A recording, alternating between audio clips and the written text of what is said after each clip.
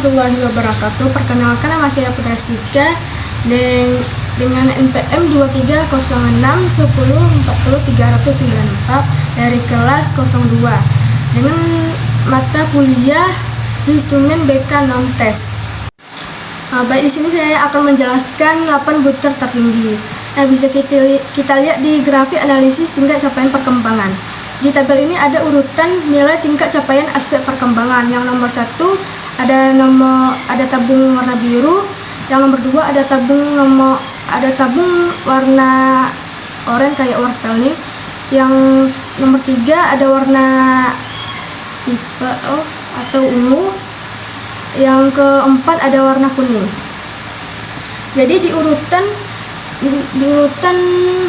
nilai tingkat capaian aspek perkembangan, nomor 1 6,4, jadi dia lebih tinggi, sedangkan nomor 2 6,2, jadi lebih rendah daripada 6,4. Sedangkan nomor 3 6,2, sama tingginya dengan urut nomor 2. Sedangkan nomor 4 ini 6,1, lebih rendah daripada 6,4 dan 6,2. Selanjutnya saya akan menjelaskan 8 butir terendah. Bisa kita lihat di grafik analisis tingkat pencapaian ini, bisa kita lihat grafiknya ada rendah dan ada tinggi. Nah, di tabelnya ini bisa kita lihat di urutan rata-rata tingkat capaian. Yang nomor 1 ada 5,1, nomor 2 5,1, dan nomor 3 masih 5,1, dan yang terakhir nomor 4 5,0. Jadi 5,0 ini lebih rendah daripada nomor 1, nomor 2, nomor 3, yaitu 5,1.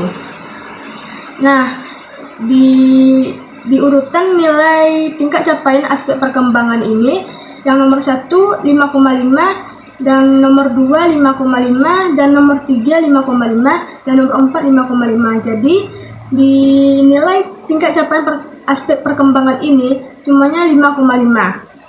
Baik, selanjutnya saya akan menjelaskan profil individu. Bisa kita lihat di di grafik profil tingkat perkembangan mahasiswa. Nah, di bawahnya ada nomor urut 26, nama mahasiswa, ciri mahasiswa, jenis kelamin perempuan, program studi bimbingan dan konseling. Nah, di bawahnya ada tabel, ada aspek perkembangan, di jumlah skor, di LHR 33,0, LPE 32, KME 27, KMI 34, KTJ 37, PSP atau PSW 32, PDP 33, KPE 32, WPK 36, KHT 36, dan PKB 32. Nah, di aspek perkembangannya ini ada tingkat capaian perkembangan yang di LHR 5,5, dan rata-rata pencapaian perkembangan di LHR masih 5,5. Jadi masih sama tingkat pencapaian perkembangan dan rata-rata cepat perkembangannya itu masih 5,5. Sedangkan di LPE tingkat capaian perkembangannya itu 5,3, dan rata-rata pencapaian perkembangannya 5,5. Jadi lebih tinggi di rata-rata pencapaian perkembangan di LPE. Sedangkan di KME tingkat capaian perkembangannya di 4,5, dan rata-rata capaian perkembangannya 5,5. Jadi lebih tinggi rata-rata pencapaian perkembangan, yaitu 5,5. Di KMI tingkat capaian perkembangannya itu 57, sedangkan rata pencapaian perkembangannya 5,5. Jadi lebih tinggi tingkat capaian perkembangannya, yaitu 5,7. Sedangkan di KTJ itu tingkat capaian perkembangannya yaitu 6,2, sedangkan rata-rata capaian perkembangannya 5,5. Jadi lebih tinggi tingkat capaian perkembangannya, yaitu 6,2. Nah, di PSP atau PSW tingkat capaiannya 5,3, dan rata-rata capaian perkembangan 5,5. Jadi lebih tinggi rata-rata capaian perkembangannya itu 5,5. Di PDP tingkat capaian perkembangan 5,5 dan rata-rata capaian perkembangan 5,5. Jadi sama ya, masih di 5,5.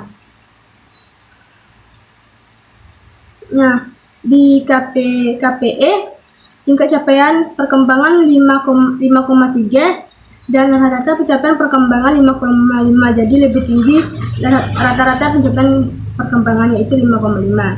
Di WPK tingkat capaian perkembangan 6,0 dan rata-rata capaian perkembangan 5,5.